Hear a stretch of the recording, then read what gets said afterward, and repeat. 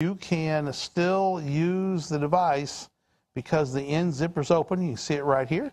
And then you can access the focus right here. You can even mount it on a tripod because right here there's a slit and it matches up perfectly with where the tripod comes out. So this also has a strap that you can go over your shoulder and carry this over your shoulder with you in the carry case until you're ready to use it.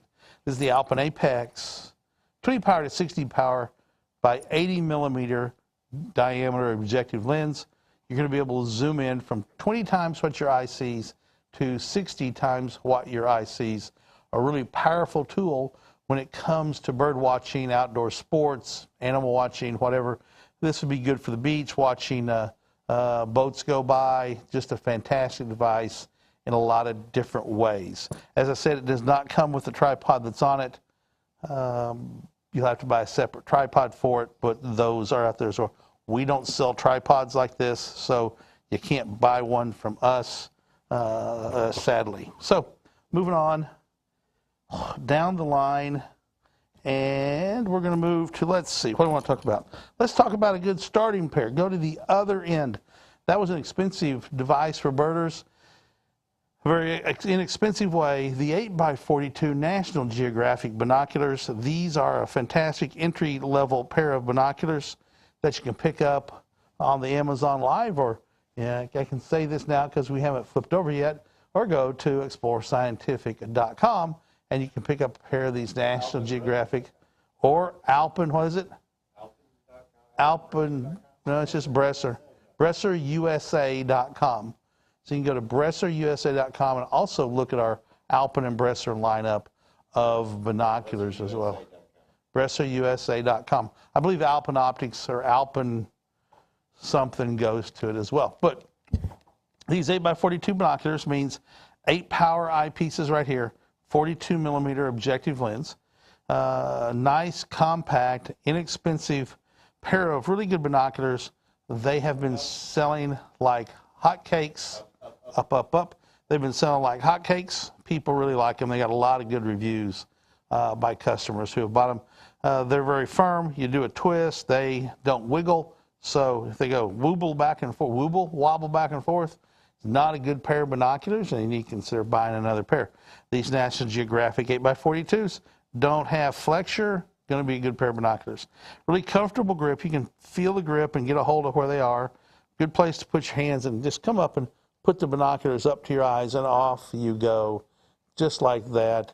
And, you know, the way to focus a pair of binoculars, I go over this every time, is you focus for the left eye, and I do it by covering it up, because when you squint, that changes the muscles in the way your eye forms on your other side. So I do it with both eyes open, cover up one side, get in focus. Cover up the other side, and then turn what's called the diopter, and the diopter changes the focus for your right eye. So you're getting both eyes in focus. By doing that, your brain relaxes, your eye relaxes. Being relaxed lets you look through the binoculars longer, and it lets you see more because you're just relaxed, and a relaxed eye really is great. So we're going to shut it down real quick and stay live here on Facebook and the other social media platforms, and then come up on Amazon Live. So we're going to go ahead and punch out, and we'll see some videos, and I'll see you back in a couple of minutes. Don't go away. We'll be right back.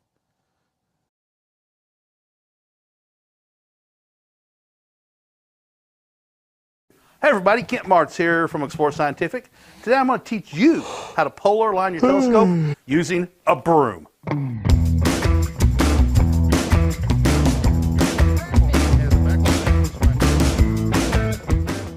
Why do you need to polar align? Well, with a telescope that has an equatorial mount, you have to get that equatorial axis lined up with the rotation of the Earth. And to do that, we're going to start with the tripod. We're going to decide which one of these legs is going to point north, and we're going to set the tripod down so that leg is pointed north. First thing I'm going to do is use a level to make sure my tripod is level. So if it's tipped one side or the other, that's going to cause your polar alignment to not be accurate. So we're going to use a level for that purpose. Then we're going to take a compass, and just to make sure that I've got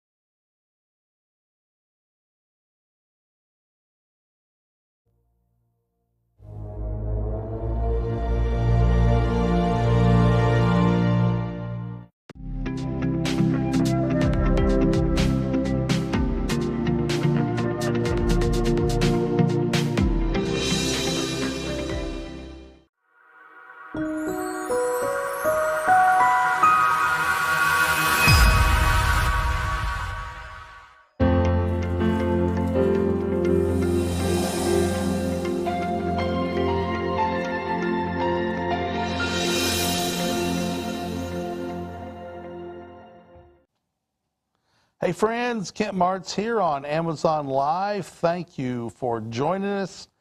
Today we're going to be talking about birds. This is On the Wing, and we're going to show you some pictures of a couple of beautiful birds that readers have sent. We're going to be looking at a blue grosbeak and a Harris's hawk. We'll give you a few details on the range and where these birds can be found. Both are spectacular birds.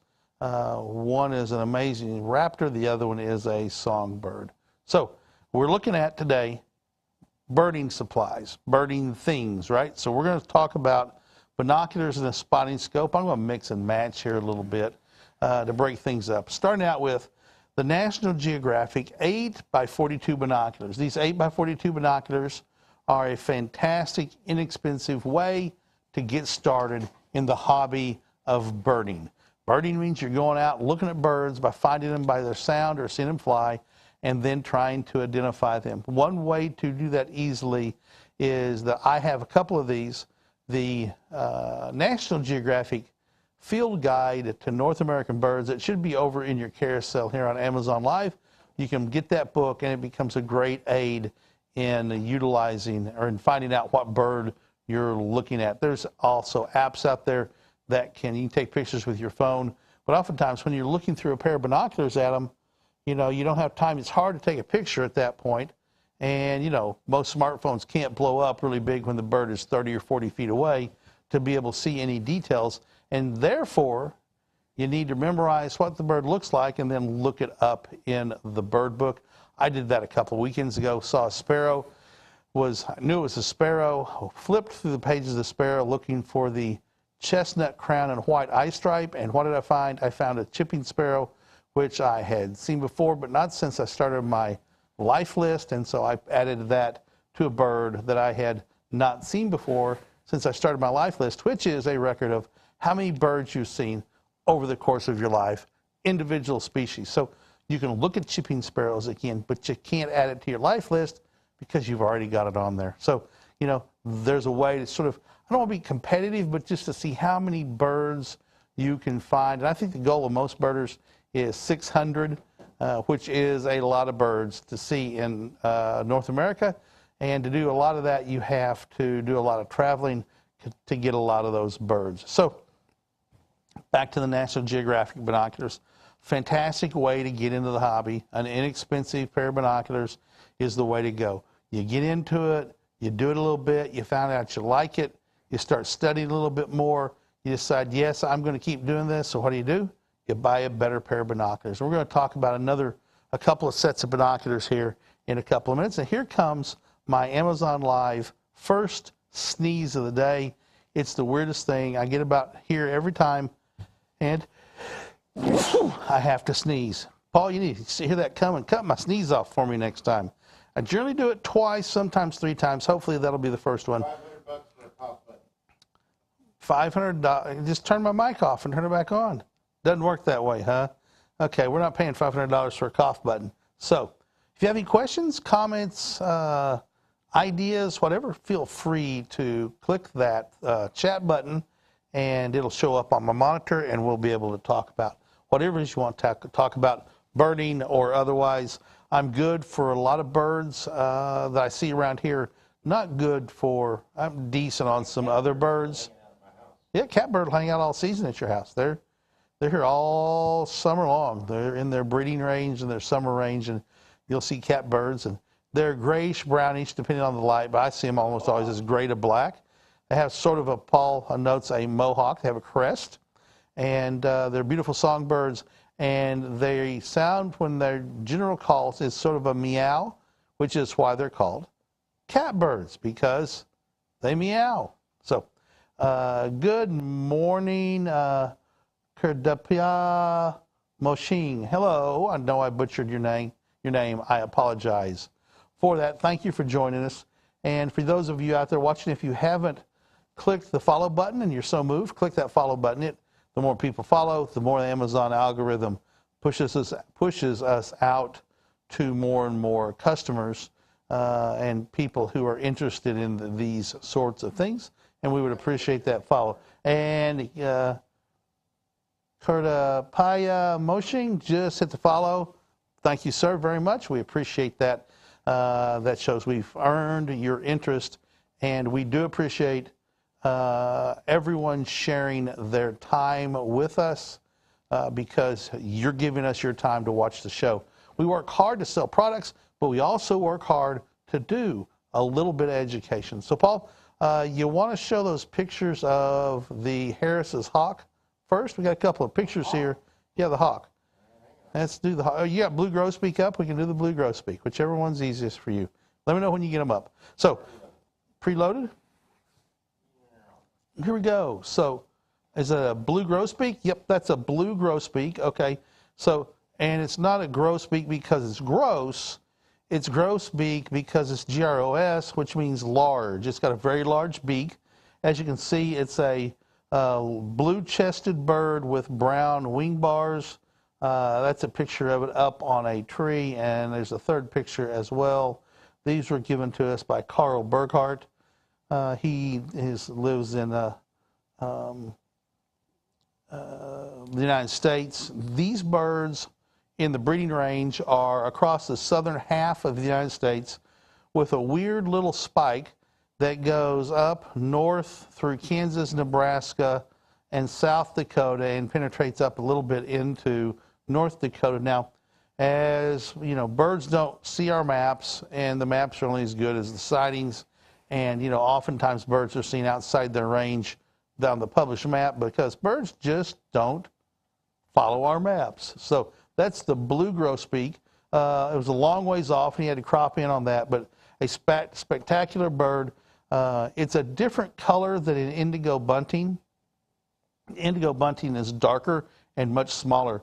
Grosbeaks are medium-sized birds. They're smaller than a crow, about the size of a robin, but they are very spectacular birds. And, you know, when you see one, that blue color stands out. They're sometimes hard to find because many times they stay up in the leafed out trees, making it difficult to find those birds. So, wow, I really need this item now. How much is the shipping here in the Philippines? Noah, that would be a question. Shipping to the Philippines for a pair of binoculars? Tell him on camera, the only way to really know is to add to the cart, and then it'll tell him in the cart. Okay, so the only way to find out is to actually add it to the cart and then tell it to calculate shipping, and that's the way you can tell, okay? And you don't have to go through and buy it, but you can most assuredly check it out right there. So we now have a picture of a catbird, which is, Paul, you didn't take this picture, did you? No, it's the Audubon Society. This is the Audubon Society's picture of a catbird. You can see they got that black crest, and they have a rusty under rump at the base of their tail. Very, you know, it's a pretty bird that is sort of nondescript. Very loud, yeah, yeah, sort of call. There's one in a bird bath, but you know, sometimes that ruddy or that chestnut rump is under their tails is not apparent. You can sort of see it there, but that black cap, and it's a crest that they can raise up and have a crest on it as well. And you know, they look different in the lighting, from a light gray to a dark gray. I typically see them, the ones I see are almost always a very dark gray, but a beautiful bird, absolutely, and noticeable in your yard. Now, you know, we saw pictures of them eating birds. They also catch insects, and here goes my rant and rail. If you want to have birds in your yard that eats insects, you have to have insects in your yard. And if you hire one of those companies or do it yourself that spread out, kill 100 kinds of bugs in your yard, you're probably not going to have insect-eating birds. And thrushes, you know, love, and thrashers flip over leaves looking for bugs. And if you don't have leaf litter in your yard, you're going to cut down the number of bugs that live in that leaf litter. You're going to cut down the number of lightning bugs that you see in the summertime, and you're missing out on a lot of the stuff. So, okay, so what? There's a few mosquitoes, right? Do you want to have birds or not have mosquitoes? And I choose to have birds, and therefore I don't spray poisons in my yard to wipe out the bugs that bother me.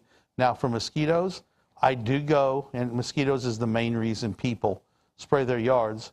I do everything I can to not have water sources where mosquitoes can lay their eggs and their youngins can thrive. So you try and eliminate those water sources and little pockets. That's the way to do it. But if you have leaf litter, you're going to have some leaves that hold water. It's part of it. I like to participate in having birds in my yard. So I think I have audio of Catbird. well, sure you do. I won't be able to hear it, though. I can put a speaker on for a minute. Let's see if I can get it in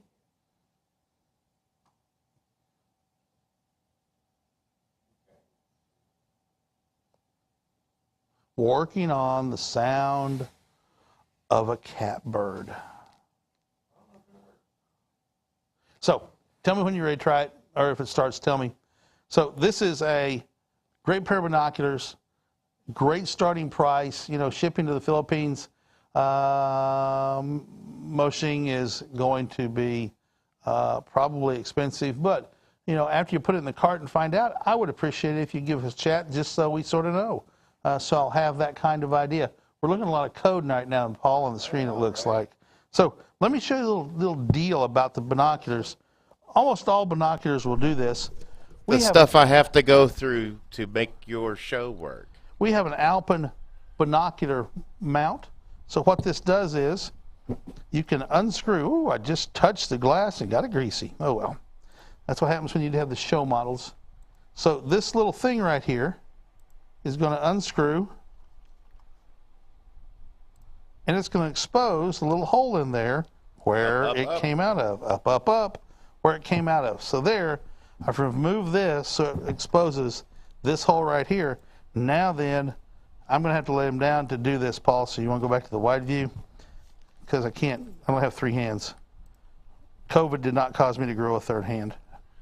Yeah, but the vaccine didn't either. The vaccine did not either. Yeah. All right, so it screws on just like that. And now you can mount this pair of binocular, or this binocular, on a tripod. Has a 1/4 to 20 screw right there. You can mount these on a tripod so you don't have to hold these up for hours and hours on end. You can put them on a tripod mount or a monopod with a 1/4 to 20, and now you can use these binoculars without holding them up. This is over in the carousel as well. A very inexpensive device that really can extend your day in the field.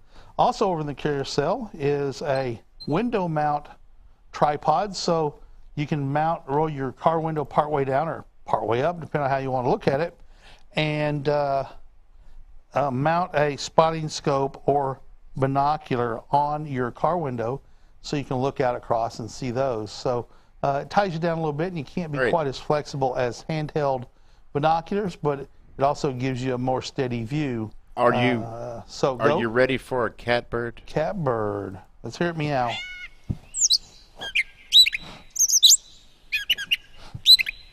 It does kind of meow a little. I'm not hearing it. I know. Hang on. Let's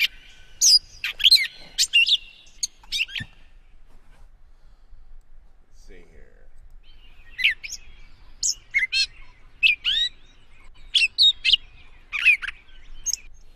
That's just it singing.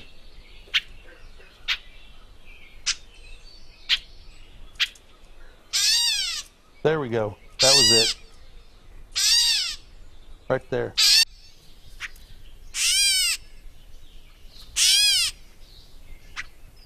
That's a catbird.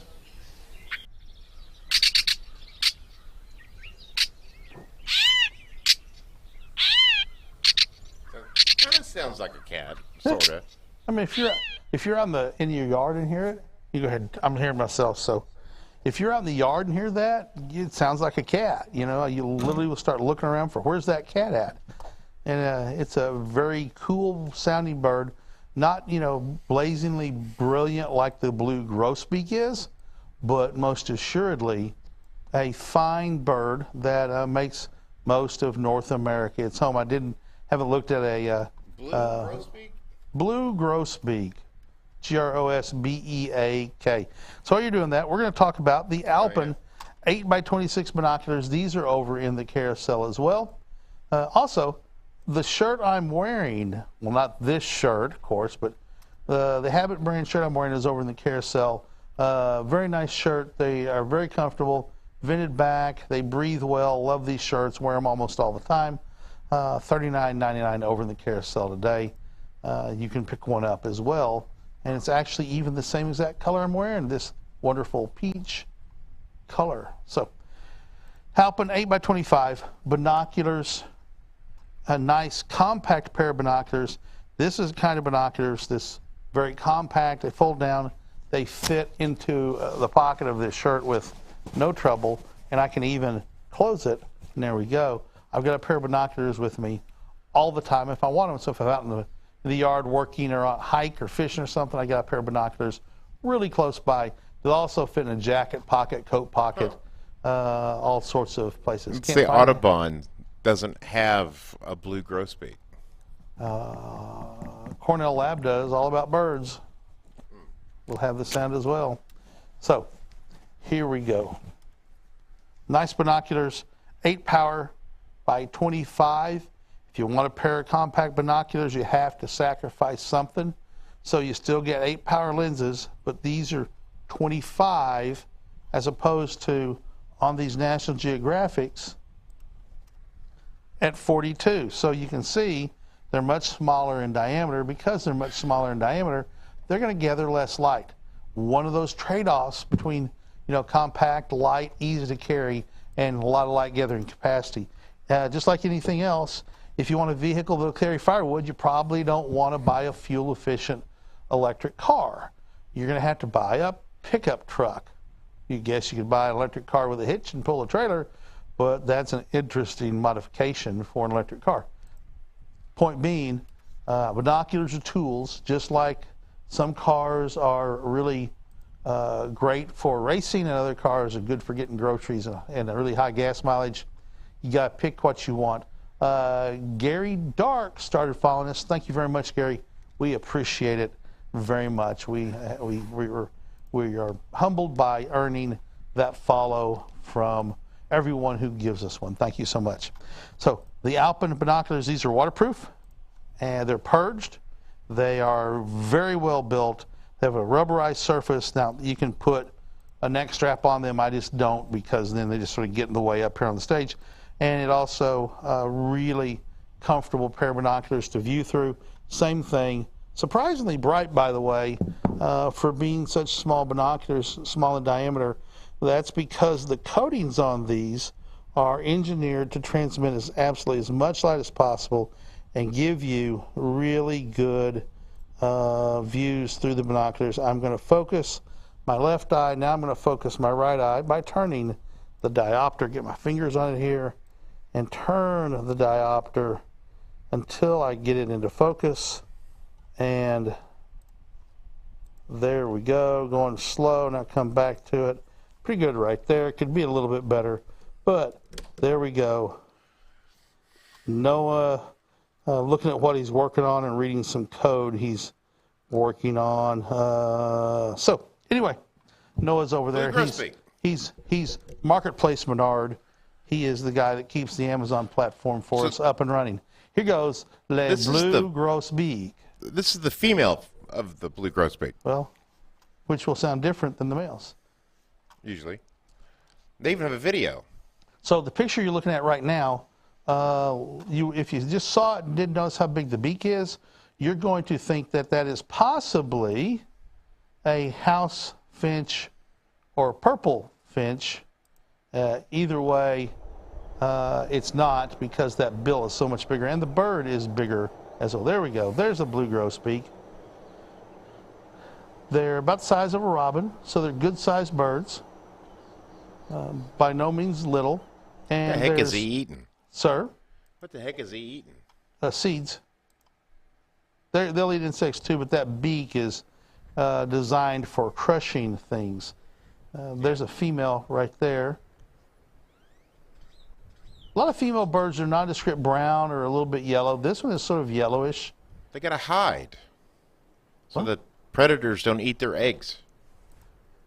You know, Female cardinals are one species where the cardinal, the male cardinal is bright red, and a lot of people attribute seeing it to their love of start of bird watching. The female cardinal in its own right is a beautiful bird, and in some respects I think it's more beautiful than just the spectacular red because of the other colors that it has.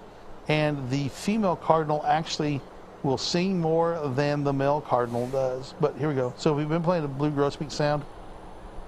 No, there's not any sound. Okay, so there you go, blue grosbeak, beautiful bird. If you live in the southern half of the United States, it's not been a really bird everywhere, although that's its range. But its range and numbers have been expanding. So we're starting to see more and more blue grosbeaks.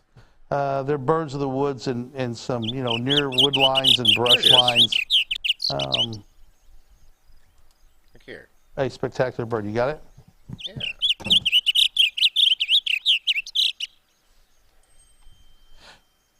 You can identify many birds by their sound because their sounds are very often extremely unique. And if you learn enough and listen to the videos online enough and get out in the woods and see them, you can learn to differentiate the sounds. There was a bird a couple of weekends ago when I was camping. It's a wren of some sort. I never could find it. It was up in trees. I could not find it. They're very chirpy. Not all the sounds are that great, I guess. There he is. Yeah, some sounds are not real good. Anyway, the Alpen 8 by 25 compact binoculars fits in your pouch, in a pocket, lots of places. Moving along, up the ladder of size, these are the Wings series of Alpen binoculars. These binoculars are 8 by 34. So up. We've gone to a little bit more power, right? Not power. We kept the same power of 8 power eyepieces, and we've gone to a little bit bigger round circle, which means more light is coming to your eyes. These are fully multi-coated, great binoculars. What that means is fully multi-coated means that the front and back surface are coated. That's fully coated. And fully multi-coated means all the glass surfaces on both sides of the glass all the way through have had our proprietary coatings applied to allow more light and sharp, crisp images to come through. These are the Alpen 8 by 34 Wings. I like this pair. The open bridge design gives you a really good way to get a hold of them solid. Once again, you can focus the same way, have twist-up eye cups, and this pair is already focused for my eyes pretty well. My diopter is off just a little bit, not going to worry about it. A great pair of binoculars over in the carousel right now. Now, the National Geographic pair we were looking for earlier, those are fully coated, means that this surface and this surface, the air-facing surfaces, the outward-facing surfaces, have been coated. The inside coatings have not been, inside pieces of glass have not had coatings applied. And Cardapia, if you figured out how much shipping was to the Philippines, put it in there so we can share that. I'm curious how much that'll cost. So, comes with an eye keeper that we can attach to the neck strap so they always stay with you and pop off and pop out. Of course, there we go with the rings. I flipped it with my finger and off it came. Rings that keep the binoculars on if you want to. Get that one back on there. There we go. So they stay there, or you can pull them off like you saw it come off when I pushed it. You can keep them in your pocket as well. Fine pair of binoculars with a great Alpen warranty. Also comes with a carry case right here that also comes with a Alpen brush cleaning lens, cleaning pin, so you can clean the binoculars of surface dust.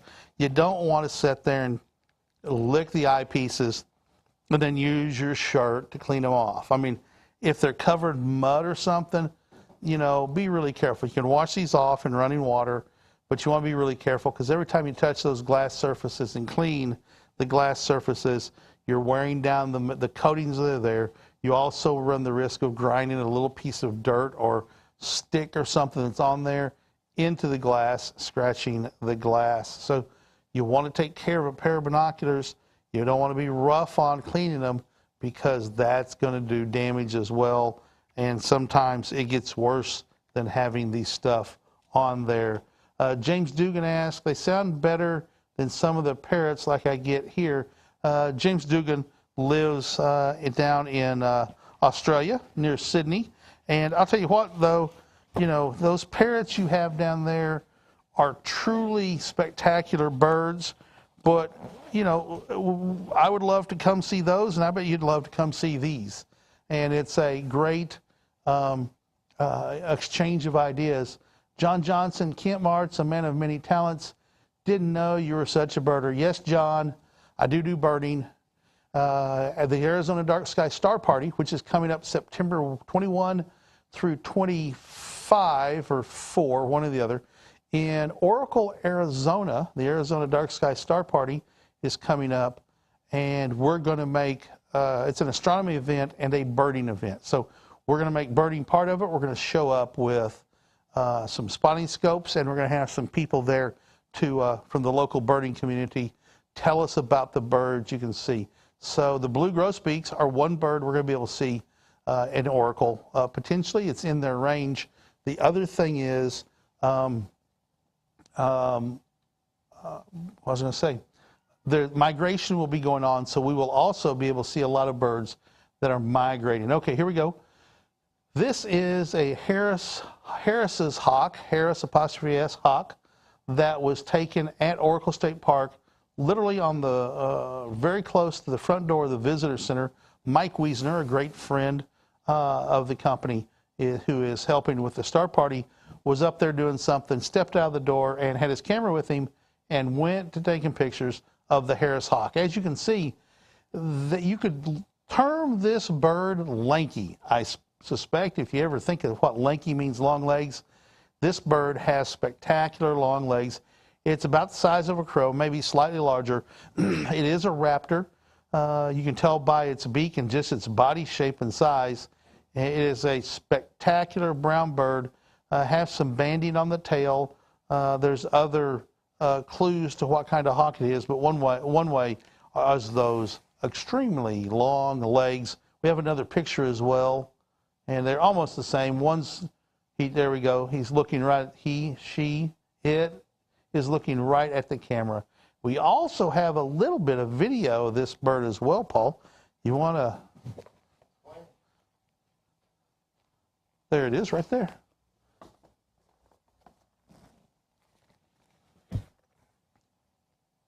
So short video, but very, the birds that are around the visitor center at Oracle are very generally not wary or scared of birds, allowing you to get some really great bird pictures because you can get close. Now the migratory birds and the ones out away from the visitor center are not so much humanized. We have a friend in California, Carl Burkhart, who goes to nature centers and places like that where birds are very comfortable around humans. That allows him to get very, very close to humans, and that allows him to take some amazing close-up pictures. So here we're looking at a underside of the Harris hawk, which is how you see hawks a lot of times. Go back to that last picture, Paul, if you can, real quick. That picture, you see the red pattern on the underside of the wings, the white tail, and then that black sort of triangle or half moon on the end of the tail, and then the white tipped. That's an undersized, bottom view of a Harris's hawk. And there's another one as well. Just a spectacular bird. They hunt communally, so there will be flocks of them that will gather. Sir? And this is courtesy of ebird.org. ebird.org. So Another nonprofit birding. The Harris's hawk will hunt in packs and cooperatively gather their prey. You know, if they have a flock of birds, they'll corral them together and then swipe through and hunt. So just all sorts of beautiful Harris's hawk photos. So moving along. Another pair of binoculars. We're doing binoculars here for a little bit. These are the Alpen 10 by 32s. And they are, get those off. These are in the, what series are these? No, these are the Condor 10 by 32s, excuse me. These are the Condor 10 by 32s from Bresser. They have a little bit more power, 10 power eyepieces, not 8, 32 millimeters across. So everything's a trade-off like I talked about a while ago. This pair of binoculars is a fine pair of binoculars. All of our binoculars are a fine pair of binoculars. You just got to study and get something and start, right? These are a little bit more expensive than the last pair we looked at. We're going from lowest power or lowest price to highest price. As you get higher prices, you get better prisms inside to make the light bounce around and come through and get magnified. You have better prisms, better glass, better coatings, better metal bodies. You know, there's all sorts of things you get when you spend a little bit more money. Turbo Guy, wow, this is interesting with 4, count them, 4 exclamation points. Thank you, Turbo Guy. You know, we're going to start talking about birds during the show more and presenting pictures that people have sent in to us, you know, from around the country and around the world. We have people from Europe that send in pictures. We have a regular from the United Arab Emirates he's going to start taking some pictures or has talked about it. That would be Tariq. Beatrice Hines in Belgium has sent us pictures. Pekka Hautala in Sweden has sent us some pictures of birds. It's really, we love to get those birds pictures sent to us. If you want to know how to send us bird pictures, you can put it in the chat and Noah will answer you. Or you can go to Amazon.com's Explore Scientific store and contact the seller and we'll arrange for how to get those pictures to us. It's very simple. You can just email them to a specific account. So great binoculars. I really like the feel of these as well. You know, some feel sort of weird. All nice, small, compact. Not so compact I can put them in my pocket, although frankly pretty darn close. Let's see, can I get it in there? Push them. No, I'm gonna rip my pocket. Not gonna do that. Close to fitting, but great for a pocket. Has the keeper rings that keep them on, and you try and twist it, and there is no give at all. So these are a fine pair, well-assembled binoculars. The bridge, the joint is always the weak point. This allows them to be a serviceable, long-time pair of binoculars. Take care of these. They're going to give you potentially decades of service. So, same process. Focus your left eye, has a diopter. Every good pair of binoculars has a diopter, as well as it has that little button right there that people are shocked it'll screw off, so you can put a tripod adapter on here so you don't have to hold them. You can put them on a tripod. Comes with the standard shoulder strap, neck strap keeper, so you can put them on right here and keep them on with the neck strap.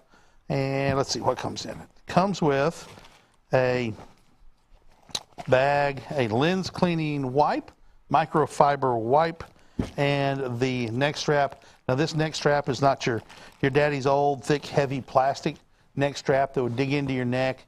This is probably 1/2 an inch wide, not that 1/4 of an inch or even smaller, that would dig into your neck. I, you know, after carrying a pair for a couple hours, came to not enjoy it being around my neck when I was out birding with my dad as a much younger man. My parents would go on Sunday drives when those were a thing in the United States, and we'd go out in the evenings and drive around the country looking for birds. And great memories of that. And I can remember my mom's excitement every time she saw a painted bunting or an indigo bunting. Those were the two that would just make her exclaim with joy. She would squeal and get so happy. So great memories of growing up birding and have begun to do more of that. And we'll plan on doing some when we go up to the Nebraska Star Party, which is up in close to Valentine, Nebraska. Very, very dark skies. If you have ever thought about going to a star party in the middle of summer, the Nebraska Star Party has tremendous dark skies because of all the fires out west. The last few years, smoke has been somewhat of a problem, but it's still a couple of good nights generally seen, and you get together with people and expand your community. So if you ever thought about it, July, it's the last full week of July, and so if you want to do one in the summer, you can do that. Otherwise, the Arizona Dark Sky Star Party is out there as well, so you know how to figure out where that stuff is. Do you want to hear what the Harris Hawk sounds like? I bet it sounds like, as best I can do a hawk. So let's listen to the old. I'm not Sure that was close. Huh? That's Let's right. let's listen to that Harris's hawk. Okay, here we go. Let's see here. And put that up there.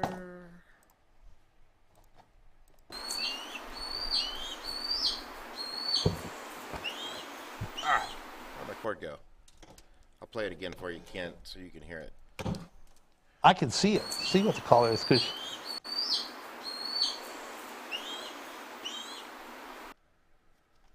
Right? hawk calls.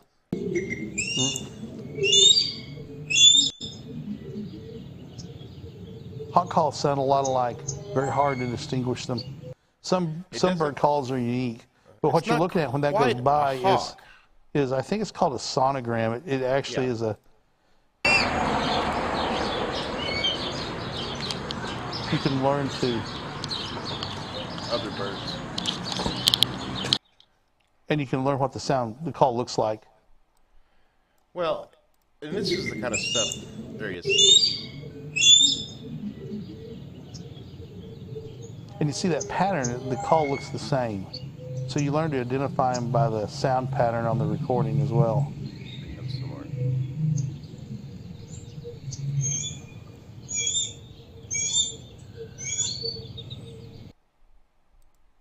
Interesting. It doesn't Great. sound. I mean, there's hawks that sound way different than that. Oh yeah, I mean they sound different, but you know it's one of the things you've got to listen to them. Go ahead and turn it off so I don't hear the echo. And Let's it's go to cool play to see one what the more. sound looks like when it's projected like that onto a graph paper to see what it looks like as well. Do you So- want to know what your sound looks like? Oh, it looks terrible. I know. No, doesn't look terrible. Oh, just looks like sound, most assuredly. All right, so Turbo Guy, we appreciate you again your comment. Thank you very much. For those of you who are watching, if you haven't clicked that follow button and you like what you're seeing, click it. We have broadcasts generally every afternoon at 2 o'clock Central Time talking about the products we have. Mondays is How Do You Know, a science program. Tuesdays are fun toys and things that we sell. Wednesdays is First Light Chronicles talking about starting in astronomy. Thursday is On the Wing, so here you go. And Friday is Focus on Astrophotography. We won't have one this week because Tyler is traveling on company business, and Tyler is the person who hosts that show, so we probably will not have one this Friday. He'll be Join us he'll from be- in the field. He'll be in on a flight just about that time, or at least in an airport, catching a flight to come back. So doubt if he's going to want to do that. So here we go. The Alpen Shasta Ridge 10 by 42s. Now, these are the new Shasta Ridge. Alpen was a brand that we bought back in 2018. And when we bought them, they had gone out of business and been closed for a few months, and their inventory was gone. They hadn't restocked. And we got their name, their URL, and their price list, basically, for 2018. And that was all we got. So they had been shut down long enough in production that the factory where most of their binoculars were made, or many of their binoculars were made, had shut down, and their molds and processes were gone and couldn't be recovered. So we re-engineered and updated those binoculars. It came out with the Shasta Ridge 10 by 42s. Now, these Shasta Ridge binoculars, these are spectacular for the price point. So as I said, they're 10 by 42s, but you look through them, and as opposed to another pair of binoculars, you look through them, and they're just brighter. They're crisper image. The more you spend, the better the image, the crispness, the bright crispness, not Christmas. Crispness and brightness that you see. And so like right here, I'm looking over on Noah's computer, and you know, the previous one, I could see, I'm having trouble getting my interpupillary distance right, there we go. So he's right now looking at an Alpen Optics Bresser page right now and checking a content, it looks like. The other ones I can see, but these, it's no struggle at all to look over there at Noah's screen and read what's on his screen over his shoulder. But shh, nobody telling him I'm doing it, because then he'll get all weirded out by it knowing I'm looking over his shoulder from 20 feet away. Although he can hear me talking right now. So there you go. Say hi, Noah. Hello. He said hello. So comes with a nice carrying case. All come with nice carrying cases, but what I really like at this point, when you get to this price point in Alpen binoculars, you end up with getting a nice and stretchy neoprene neck strap, shoulder strap with some anti-skid on the back. I would love to have had this when I was growing up, traipsing through the woods with my dad, carrying my own pair of binoculars, and you're seeing some roll right now of one of our employees out doing some outdoor birding. It's a slightly different pair. I think that may be the one upgrade. These are the Apex, yeah. These are the Apex. So the Apex are our, I believe, the highest peak, the apex of everything. So there we go. But gets the idea. They're waterproof, fog-proof, great day out in the field. You know, obviously you don't want to go scuba diving with them, although we've talked about actually doing that for a commercial, just to show that they are waterproof and can handle down to, you know, a few feet underwater. Fog-proof. Have a guy go scuba dive and look through them. They're fog-proof because they're waterproof. Just because they're waterproof doesn't make them fog-proof, but these are purged, so which means there's been an inert gas, I believe it's nitrogen, might be argon, but I think it's nitrogen, is submerged in. That forces all the air out, and with the air goes all the moisture, because argon and nitrogen are inert, dry gases. They don't hold moisture, whereas air can hold moisture. Those gases cannot, and therefore when all the air goes out, all the moisture goes with them, and then they're sealed up. And now when the temperature happens and they would internally fog, all that moisture would turn into fog and stick to the glass elements on the inside. Doesn't happen because they're waterproof and fog-proof. Well-engineered pair of kit right here. These are the Alpen Shasta Ridge 10 by 42. They also come in, I believe, 8 by 42 as well. I grabbed the 10 power because I like the little bit extra power. You're a little bit closer to things you're seeing. But 8 by 32, 8 by 42, 10 by 42 are really in the wheelhouse of the birding sized binoculars. They're also good for sporting events, hiking, going out in the mountains, great for astronomy if you want to go out and look at the moon, or if you live in a dark enough site to look at stars and things called Messier objects. Fine pair of binoculars for that as well. So last pair of binoculars that we have today are the Teton, which is the next to top model, I believe, and then we go to the Apex, the pinnacle of the brand. Finally Did you get the video? I got the right one for once. So he found his video. I think he's going to roll that beautiful bean footage. With you on, of course. See, those are the right ones. See? There we go. There's no audio. I mean, There's no audio with this one?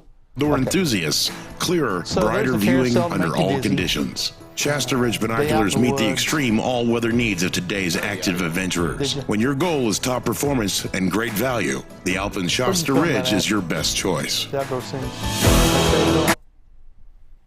Huh? Yeah. Where'd you film this? Like Fayetteville? Yeah. We're blessed to have a lot of really beautiful places here in Northwest Arkansas to go out and videotape that. That last closing scene right there was taken up in Iowa, where our pro staff, chief pro staff guy has some farming interests, some farms he goes hunting on, and we go up there and do a lot of video as well. But a lot of the video for a few years we just shot behind the building out here, but sadly that's all been turned into a self-storage, and it is what it is. Progress, you know. So these are the Teton 8x42s. Paul was blown away by these. He was up, Rick White's up in Iowa, and it was getting dark, and Paul picked up a pair of binoculars and realized that he was seeing in the dark effectively. The sun had gone down, it was getting really dark, but yet these binoculars provide a brightened, really enhanced view. They're not night vision, but by golly, they see out into deep shadows out in the woods, and the crispness of these is, you know, I can tell you that Noah's looking at Bresser Corvette waterproof roof prism binoculars. Yep, pretty cool. Very cool. You can really do well with these. These binoculars, the same distance, shows you. I wish you could just see the difference between looking through the other pairs and through these. And these aren't the pinnacle of the Apex model, but this is what we have right now to show. And there you go, Rick out there checking out. You got the sound on? No. Yeah, so there's Rick out checking out. Nah, that's okay. There's Rick checking out the binoculars, you know, checking out the woods and fields, looking for deer and turkey, just sort of scouting. So these are a fantastic investment. If you've been into binoculars for a while and you're thinking about an upgrade, these are not the most expensive ones out there, but you can compare them to other brands, and we're excuse me, we're significantly lower price. We choose to be that way. They're high quality, well engineered binoculars, spectacular views, and we're going to save you some money. Go price compare with some other brands, and you'll see for yourself the price break is impressive on these binoculars. These are the Teton 8x42s, meaning, of course, go it again, 8 power eyepieces, 42 millimeter. Now, what makes these so great is they have an Abbe prism. Now, I'm not going to get into what an Abbe prism is, or Abbe prism, A-B-E-E.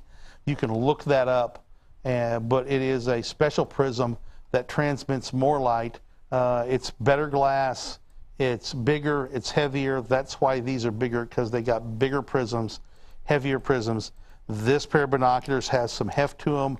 They're extremely solid in your hand, have a nice checkerboard pattern that's not, doesn't dig in. But this is a pair, I'm telling you, of fantastic, fantastic binoculars. If you're looking for an upgrade and want to buy something that you're going to use for a couple of decades and be happy with, right here, the Teton 8 or 10 by 42s. The Teton 8 or 10 by 42s, a spectacular pair of binoculars. See that purple? See the purple? Can you see That's it right there? the coating. Yeah, you're seeing the coatings on there. Yeah, and the coating is reflecting back the light in that wavelength to protect your vision. So these are face coated. I mean, you just can't fully multi-coated, face coated. These are engineered for beautiful, bright views. And the coating, you're going to get, the coatings are what makes this. The coating isn't coming off at any time soon. Well, unless you, if ever, unless you take your shirt tail and lick it and then start grinding it in. No, I don't even think it can do that. It's the way it's put on. You talk to Rob to see exactly why it's like that. Every surface that's been coated can come off sooner or later. Sure, if you get some sandpaper. Oh, that's what. Well, if you're not careful when you take your shirt and do that, you can be getting effectively sandpaper. So, wrapping up the show, this is the Alpen Apex, meaning highest level of Alpen.